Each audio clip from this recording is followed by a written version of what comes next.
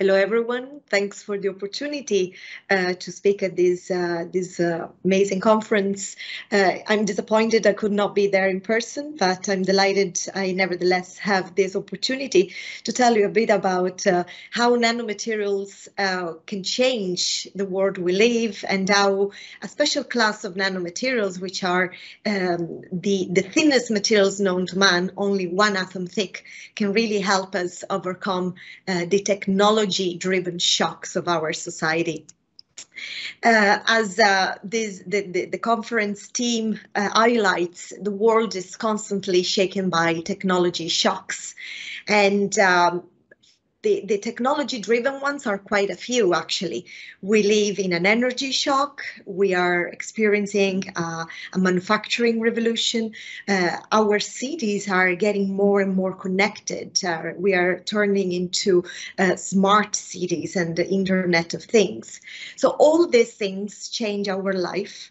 And as a result, there is a burst of new technology coming, and a new technology shock to overcome. So let's start from the energy problem. Of course, you're all aware of the energy issues that we have. Well, I would like to use the very used words, well, there is no planet B. We have to find a way to overcome the energy problem that we are experiencing. And if we look at the world total final consumption by source, unfortunately, we realize that our society, our way of manufacturing things, it's really still very much in need of coal. It's very much in need of fossil fuel. We consume a lot and more electricity by the years, more natural gas, more oil, and unfortunately, we will not have the luxury to keep relying on these resources in the future. Also, if we look at the world total CO2 emissions, unfortunately, we see in this graph that steadily we are consuming and emitting more and more CO2. We actually see an interesting dip in this graph in 2020 when COVID kickstarted and manufacturing paused for the most of it. And you see how the CO2 emissions dropped, but now we can see that we are back to original amounts. And this is very worrying. This is telling us that we really have to do something. We have very strict goals to achieve, a full decarbonization. We have to make sure that we rely more and more on clean, renewable energy. And of course, when we think about using renewable energies, then we really need to think about how to rely more on battery technologies. In this picture, you actually see the state-of-the-art electric car. Actually, one tool that will allow us in future to have a much cleaner environment. It relies entirely on electricity, but the main feature for these cars to be able to go are batteries. So they're battery driven. And I'm not sure if you know more about the battery technology that drives these cars. Remember, this is the state-of-the-art car out there currently. So actually, the battery itself is placed in the chassis of the car and occupies the whole bottom of it. It's quite a substantial piece in these batteries, in these cars. It's quite a large feature. This battery here is capable of delivering about 85 kilowatt per hour. It's lasting more or less 600 kilometers in one charge. Cost about 10,000, 12,000 euro, and it weighs a huge amount. It's weighing more than a half a ton, about 550 kilograms. So there's no much scope, freedom for designing the car. It's basically the battery feature and then the car all around it. It is made of about 7,100 lithium-ion batteries, like the one you see in this picture here. Similar to the ones that you actually use in your everyday life and you purchase in the shop off the shelf. To charge this battery takes about 10 hours if you charge from a power outlet on the road, but it can drop to about 5-6 hours if you're using a plug, a connector straight on the wall. This is the state-of-the-art technology that we currently have for batteries. I'm sure you agree that we can do better and we should do better. In fact, when we talk about energy, the way we can store energy, we have to go back to a graph like this. I'm not going to be too super technical, but what you have in here is in your y-axis, you have the energy density, how much energy we can store. And on the x-axis, you have the power density. So in a way, how fast you can charge and discharge these energy storage devices. So this field is pretty much dominated by two different types of energy storage devices. The yellow zone, the yellow area, is where conventional batteries work. And the red area on the right-hand side is where supercapacitors work. So if you see a comparison, batteries, the yellow area there, can store more energy, but they're very slow at releasing it. So they can charge and discharge quite slowly. If you look on the right-hand side where supercaps lie, they can store less energy, but they're very, very fast at charging and discharging, therefore at delivering discharge. They both have pros and cons. Conventional batteries, we will get into that, but they have basically a very limited lifetime and they're very, very slow in their operations. Supercaps, on the other hand, they have a much longer shelf life. They're way more expensive, and of course they can store less energy. I'm going to focus on both of these technologies and see effectively how new research is going towards developing the new generations of these devices. If you actually look at the supercaps, where we actually use them, we use them in the everyday life where we need not a huge amount of energy, but just enough to power up things fast when we need.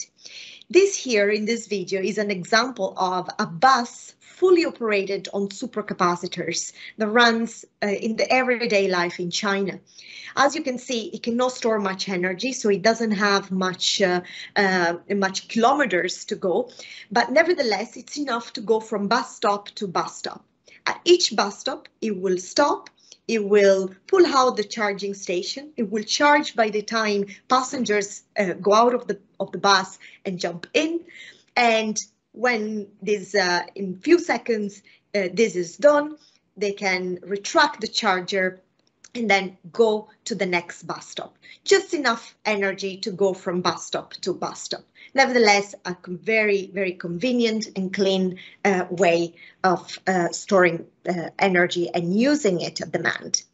On the other hand, as I said, we have batteries, and we use batteries in our everyday life. As I said, they can store way more energy, nevertheless are affected by a lot of issues. One of the most important ones being their lifetime, their lifetime, and the fact that they degrade quite fast. Why they do degrade? Well, if you are a kid of the 80s, so you remember this, surely this video game for Atari, where you would have some balls being shooten up to a wall, and every time a ball was hitting the wall, it was creating damage. Pretty much, this is exactly what happens every time we charge and discharge a battery. Effectively, these little balls that you fire to the wall are lithium ions, and the wall itself is the electrode material. So every time lithium intercalates and goes to charge into the charging mechanism, then you create damage. And it's like this Atari game, very, very simply. Actually, this is a micrograph of a battery electrode, what is inside a battery, in a battery that is off the shelf. You go to a shop, you buy a battery. In this case, we'd opened it up, don't do it at all. And you'll find it that this is how the battery electrode materials look like. It's perfect, it's pristine. This is exactly how it should always be. Nevertheless, if you instead look at the material the battery is made of, after a few times you use it, you actually start seeing that it's all starting to crack. And this is exactly the effect of balls, lithium ions, firing against the wall as the Atari game. If you look at the same battery electrode material after a few hundred times, not a huge amount of times, just a few hundred times of usage, you will see that it looks like that. It's completely cracked, crumbled up, and it gets even worse. The more you use it, the more it gets damaged, until eventually it will pulverize completely. And that is when the battery will not store any charge anymore. This is exactly why you buy a laptop, let's say, off the shelf. The battery will hold for 8, 10, even 12 hours. And then after a couple of years of usage, you have to keep it plugged on the wall because the battery will not store much energy anymore. Actually, we said before that batteries are very good because they can store much more energy as compared to supercaps. And what you have here in this image is the most efficient battery we have on the planet. This is a great battery. It is located in Alaska and is capable of delivering about 350 megawatts hour. And it's interesting because this battery here occupies the same area of a football pitch. So it's huge. It weighs about 1,500 tons. And units out of this battery need to keep changed because, of course, the battery life, as we saw, it's quite limited. So each unit has to be changed every once in a while. This is the most efficient battery on the planet. And you know what it's capable of? Well, it's capable of providing electricity to a town of about 17,000 people. And if the power would go off in this town of 17,000 people, this battery would be able to sustain their life for about 12 minutes. That's all it can do.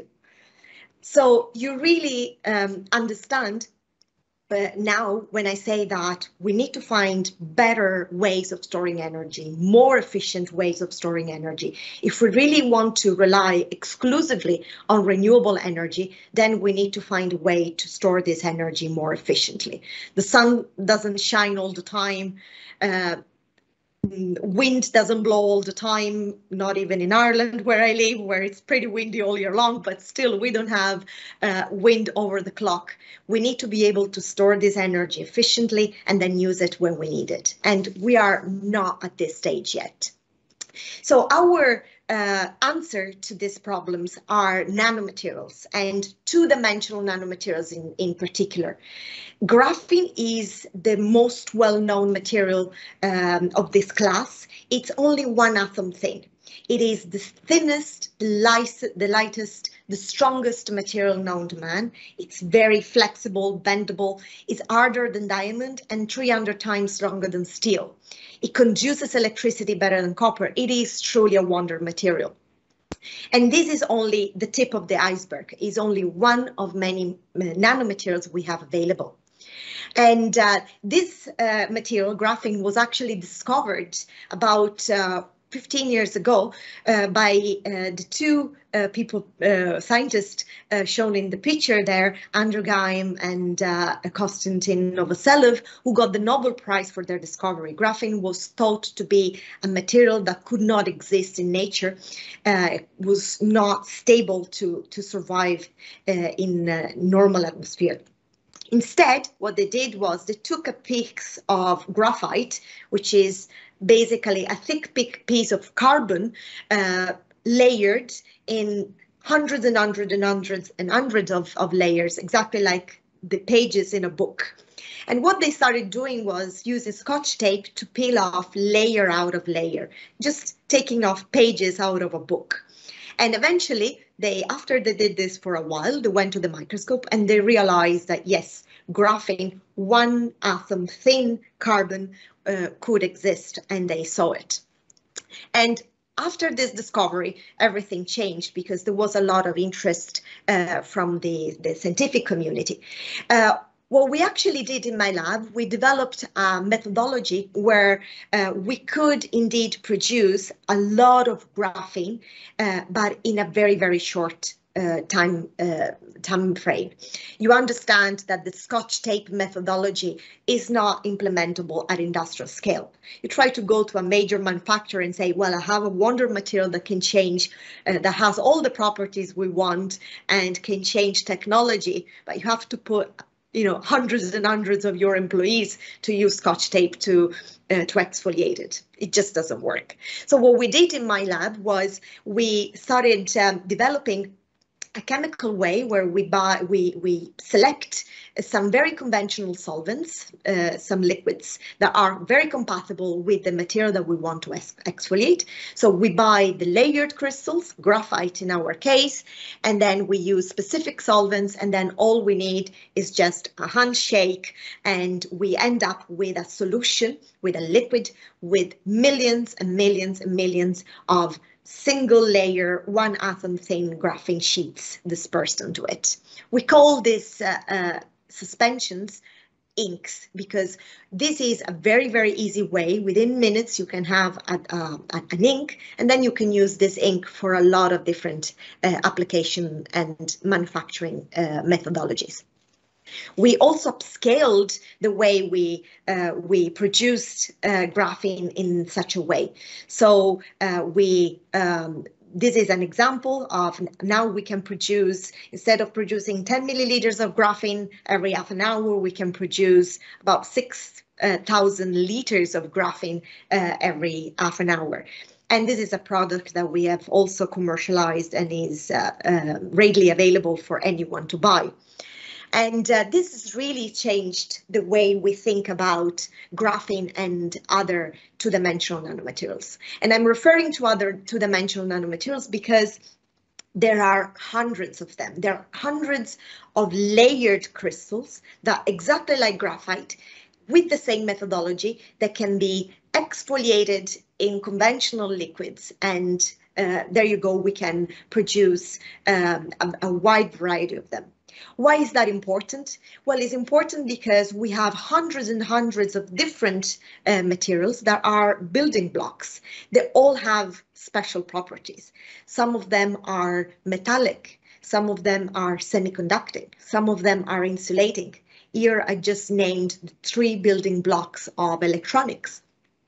They have a variety of optical properties, mechanical properties, all sorts of things. So from now on, we can actually use these different materials, exfoliate them, and get the very, very special properties. We can use them as Lego building blocks. We can choose the material we want, the color we want, and the property we want to make micro devices that have the best of all worlds, basically. And this is exactly what we do. So we can produce a wide variety of different inks with millions and millions and millions of these exfoliated different materials in them, and then use them for all our applications. We use these inks to produce energy storage devices. What you actually see in this image, for example, are supercapacitors. There are fully transparent, 99% transparency, fully bendable, and things that can be absolutely integrated in your smart devices. So what you see there is a fully assembled supercapacitor, so 2 electrodes and the liquid electrolyte in between. And in the picture below, it's overimposed on the mobile phone of my researcher. You can see that you can actually embed an energy storage device directly onto the device you want to use and not be intrusive in the design and the way the device looks. And I promised you at the start, I'm not going to get too much into showing you graphs or getting too scientific, but I would like to show you this graph to actually prove that these devices do work very well. As a scientist, if I look at a graph like that, for me is better than looking at a Van Gogh painting. This graph tells me that this supercapacitor device really behaves very, very well. It's very high capacitive. It can store a lot of energy. But it also tells me that it's also allowing very, very high scan rate. So it can be charged and discharged extremely fast compared to any other flexible, transparent device. These devices are enough to power up and burst communication, for example, whenever needed. So these devices can charge within fractions of a second, not even a second, fractions of a second. And the full device could really charge within a minute or so. And if you look at this other graph, actually shows you the capacitance that these devices can store as a function of the cycle numbers. So how many times we can charge and discharge it. And you can see that the performance is the red curve is quite steady. So we actually do not lose performance as batteries do. We can use it here. We have cycled it 24,000 times and the device is still performing extremely well. Doesn't lose any performance. So this is a device that you buy today and then you don't need to replace it in your lifetime or in your children's lifetime or in your children's children's lifetime. This is a device that is there to stay. So this is quite remarkable. We've also developed methodologies to produce these devices in a very, very easy and fast way, the fastest way you can possibly think of. So we have, for example, used conventional 3D printers to design stamps of any geometry, any different layout that you might think. So we have what we call interdigitated geometries or a spiral one you can see there. So pretty much open up your mind and you can think about producing stamps with any geometry you like. Then all you need to do is just dip that stamp into the ink of a 2D material and then stamp it on any surface. You can stamp it on paper, you can stamp it on PET, you can stamp it on glass, on silicon, or even in your wall paint. And there you go, you have energy storage devices directly embedded in your windows, for example, ready to be able to store the energy when it's there to be stored and there to be used whenever you need it. And this is actually an example of how fast this prototyping is. So in this case, we 3D printed a stamp that is in the shape of a roll. We basically took exactly the same concept that the Babylonians developed back in the 1800s before Christ, and where this was a technique they used to produce their art within seconds. So this is exactly the same thing we did. We produced a roll stamp with the geometry that we want, and then we only needed to do is just dip this roll and then use that to really stamp hundreds of prototypes within very, very few seconds. And as I showed you before, similar graph to what I showed you before, this is another masterpiece that shows you that these devices, regardless of how quickly you have produced them, they really perform extremely well and they can store energy and they perform extremely fast as the ones before. We've also used these inks to develop ways of printing them. So what you see in the screen are devices that have been inkjet printed. So it's we took these inks and we have loaded them onto inkjet printers like the ones you have in your office. And there you go, you can open up your mind and think about printing any geometry, any type of shape, any figure you might like. There you see the interdigitated ones that we like for energy storage devices in a more classical way. But you also see the Irish lira, the logo of the Institute I work in, CRAN, and so forth, or the logo of Trinity College Dublin where I work. So you can see that these devices can indeed be embedded seamlessly in any feature, in any object of your everyday life without you not even realizing it's there. And this is a video that shows that, in fact, once these devices are printed, they're there to stay. Here we use Scotch tape to see if they degrade, if they rip off, and in fact, there is no damage to them whatsoever.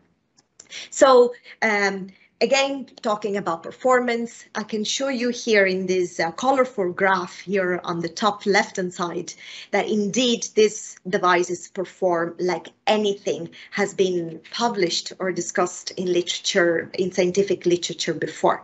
And also they're fully bendable. You can bend them, you can fold them, and they still work extremely well. In that graph in the top right corner, you can see how the same energy can be stored rather when the device is lying flat, where it is folded at 60 degrees, 120 degrees, the performance is just exactly the same. And now we are developing methodologies to go from flat inkjet printed to 3D printed devices. So we are adding height to our devices. And why is that? Because, of course, the more material you have, the more energy you can store. And this is exactly what we are doing. So, for example, looking at the interdigitated devices that I showed you before, if we compare the flat to 3D, a few hundred microns pillars, then we can store already 70% more energy. And again, you can open up your imagination and really think about 3D printing any shape or any design you like. Also, what we can do is we can use the fact that these materials are so transparent, flat, bendable, and super light. So we can use this to actually make devices like the one you see that are extremely light.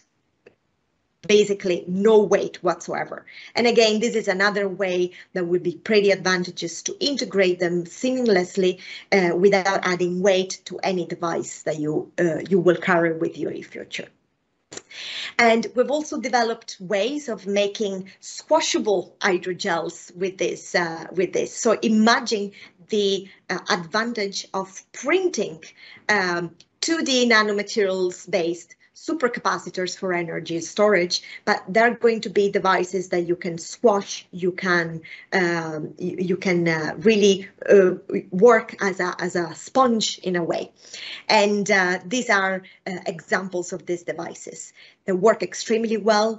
These are actually devices that have stored, that can store an amount of energy that has never been reported before. And another thing that we are developing in my labs is how you can use these printing technologies to embed these devices on textiles. Imagine having energy storage devices like the ones I described you now, embedded directly on the t-shirt you're wearing when you're going running. So no more need to wear smartwatches or something that makes you bulky, or things that are actually extraneous to your body. From now on, you will be able to have your sensors, your things that you can allow us to monitor, and you can power them directly from the clothing that you're wearing, for example. So this is something extremely powerful that will be available in technology very soon. And what about batteries? We've been talking about supercapacitors a lot. What about batteries? Can we use nanomaterials for batteries? Of course, yes. In this graph here, you can actually see a lot of materials that have been potentially, let's say, they've been put down there for energy storage in batteries. So nitride, metal oxides, transition metal oxides, there are loads of materials that have been proposed to store energy in batteries. And at the moment, actually, the best performing electrodes are the one based on full carbon and in the anode, and in the cathode based on cobalt. Now, they have a lot of problems, and as we saw this already, the lifetime is dreadful and we cannot store a lot of energy. And silicon has been proposed by theoreticians as being one of the materials that can really change the battery technology in future. It is one of the materials that has the highest theoretical capacity. It can reach 4,200 milliamps per gram. And if you compare to traditional battery materials based on graphite that we currently have in technology that can store maximum 300 milliamps per hour per gram, that is a huge difference. Silicon is abundant, silicon is cheap. What is the problem though? Why are we not using silicon already? Well, the problem with silicon, there are quite a few problems. So first of all, when you integrate a material in a battery, then you need to make sure that this electrode is conductive, electrically conductive enough. You need to deliver the charge, and needs to be mechanically very robust, need to be stable. And of course, if you want to store more energy, you need your electrode, the material inside your battery, to be thicker and thicker. The thicker it is, the more material you have, the more energy you will store. The problem is that you cannot produce extremely thick electrodes with the technology we have now and with the materials we have in the market right now. And why? Because you reach what we call a critical crack thickness. So a thickness above which the electrode will just not be supportive enough on its own. It will start crack, it will start crumbling up. And this is basically tells you that that electrode is never going to work. So lithium is a very, very special material. I told you it can store, in theory, much more energy than carbon and any other battery material that has been proposed. The problem with it is that when you charge and discharge, when you use basically a battery, you will undergo through a volumetric expansion of the silicon nanoparticles and then a compression. And this is actually, it will expand about 400 times and then compress again. If you do this, charging and discharging, expansion, compression, it will eventually lead to cracking and then pulverization of these nanoparticles. And this is really bad because the battery will just simply die. And for silicon-based batteries, well, that will take only a couple of charges and discharges. After 2-3 times you've used it, the battery will be dead. So normally what the conventional method is to use a polymer to make sure that the electrode is mechanically supported, and then they would add also a conductive agent. That makes these batteries very expensive, very heavy, very bulky, and I can tell you this method is not working extremely well either. So our methodology instead was to use two-dimensional nanomaterials like the one I talked to you before with silicon nanoparticles and form composites with them. The beautiful thing about this technology is that we actually, the way we make this battery electrode is exactly 100% compatible with the way batteries are made and manufactured currently. So all you need to do is just to really adapt this recipe with the current manufacturing methodology that the battery field is already using. And what you end up with are the silicon nanoparticles really being surrounded by sheets and sheets of these two-dimensional nanomaterials. And these 2D materials have two great advantages. One, they are electrically conductive, so they provide that pathway to flow the charge. And then the other one is to reinforce the electrode, meaning that it's going to be mechanically more robust, and therefore we can go to very, very thick electrode and going thick means that we can put more material down and then we can store more energy. And this is an example of the type of mechanical enhancement we can get. On the left-hand side, you have the conventional type of battery electrode material, where you have a polymeric binder to support mechanically, and then an additive, an electrically conductive additive, and then the battery material. You can see that you can achieve about 300 microns and it's already starting to crumble up. On the right-hand side, on the other hand, you have our nanomaterials with a battery material, and we can already achieve 800 micron in thickness. And as you can see, it's perfect, it's pristine, no cracking whatsoever. This is the record thickness ever achieved. And what about performance? Well, this is the beauty of things. We have tested this electrode in coin cell batteries, like the one you see there.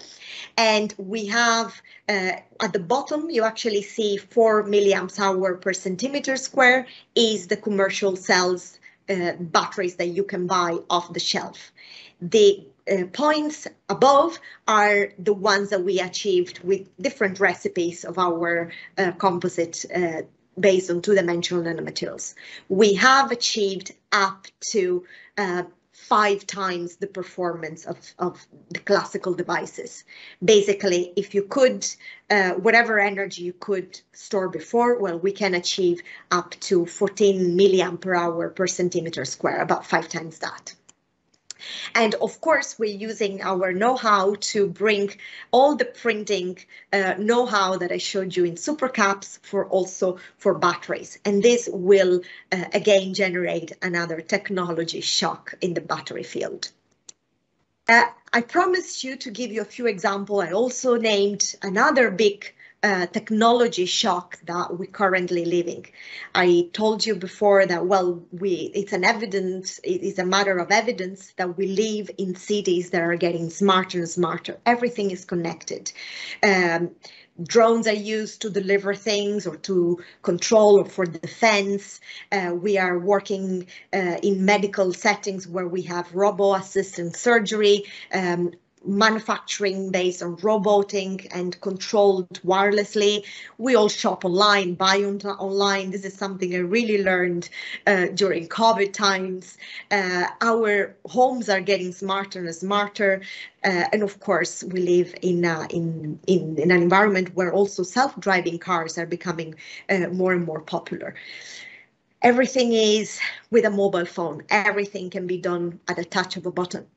And we know all the problems that we have heard and the insecurity that the 5G networking has brought to the wider population and things like that. Well, the shielding of electromagnetic interference, electromagnetic waves, really has become a major problem to overcome.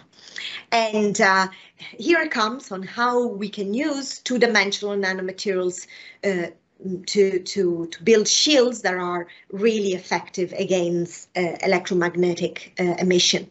In this particular slide, you can see some of the composites that we have developed based on two-dimensional nanomaterials for MI shielding. These are hydrogels that are fully stretchable, fully printable, very malleable. And in this slide here, you can actually see that these are self-healable. You can take 2 pieces of this hydrogel, you can join them, and in a fraction of a second, they become one only piece. So very malleable and self-healing. The beauty of this is that these materials can take, these hydrogels can take the shape of any surface you want to coat, and that allows a full shielding. And they're also electrically conductive. You see in the bottom that the hydrogel is enough there. The little piece of hydrogel is enough to carry the charge and to light up an LED. If you use a scissor and cut the contact, then you break the contact and the LED will switch off, and then immediately it will self-heal and will light up the LED again. Does it work as MI shielding? Is it effective? Are these materials effective for MI shielding? Yes, they are. If you look at this graph here, this curve here with the black is a radiation. So it's in the terahertz domain, and it's from an unshielded material. So it's the emission from a device that is unshielded. If we put just a little bit of our two-dimensional nanomaterials, 6.5% in weight, you can see that this radiation is almost completely shielded. With 8.5% in weight, this red curve here, the MI wave is completely shielded, 100% shielded. So this is due to the fact that if you look at the microstructure of these hydrogels, they are very, very porous. So you have an incident wave, it will start bouncing and being reflected inside the pores, and by the time it gets dissipated to the other side of the device, it's completely died off. And the beauty of these devices, of these hydrogels, is also that they are electrically conductive. So when we stretch them, we lose a little bit of their electrical conductivity, and when they take back their shape, they increase their electrical conductivity. So we have been using these hydrogels also as motion sensors. So in this graph, for example, you'll see them being here stuck on the finger of one of my scientists, and you can detect the finger that is bending. You can mount it here to sense the arm bending. You can even stick them here in your throat, and here you can see the 3 different phases of swallowing, motion sensing, the frowning of the head, or even you can sense water droplets being dropped onto these devices, or you can even detect writing on them. So we wrote very simple words, okay, no, and yes, and you can see the differentiate the 3 different words. The beauty, again, is the versatility of working with these hydrogels. So you can basically shape and print them on any shape you like. So you can imagine this being printed on as mobile phone cases, for example, or cable cases, or in any shape or geometry you might need to shield radiation for any specific device you might think. So these are just a few examples. I can tell you that there are more technology-driven shocks coming. We are going from wave to wave to wave. Here is a nice graph that shows you the technology-driven waves from the first wave in the 1785 to the current one, which is what we define the 6th wave. I can tell you we're going to go through the 7th, 8th, 10th, and so forth. We are all moving forward, and with technology, there are going to be more shocks coming. My advice is that shock not always is a negative thing. So embrace and trust innovation, because it's true, it will shock technology, it will shock our life, but then we will be able to overcome these shocks with even more substantial leaps forward. So embrace yourself, and let's see what the next page is going to allow us to do. Thank you all for your attention, and thank you again for allowing me to tell you about my research.